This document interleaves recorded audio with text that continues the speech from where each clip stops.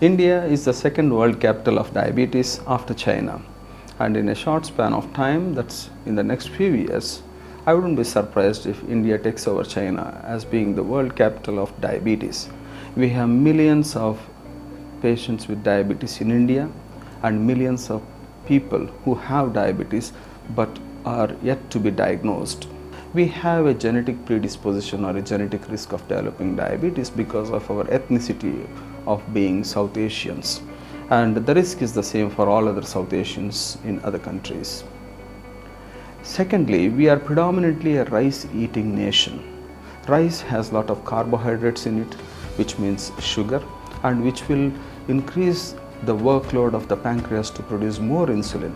and by doing so, after a period of time, the pancreas runs out of its capacity to produce insulin, and that is when diabetes occurs.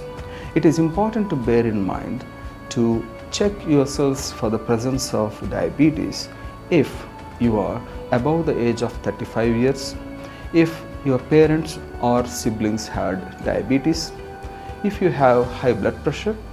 high cholesterol, erectile dysfunction, if you had a heart attack or heart failure or stroke in the past. It is also important to remember that one of the presentations of diabetes is completely asymptomatic, which means you may not have any symptoms, and the only way you would know that you have diabetes is when you go for a routine health check, when the blood tests show that your blood sugars are high and you have diabetes. And hence it is very important that you at least have a blood test or annual health check done, which is once a year, to make sure that you have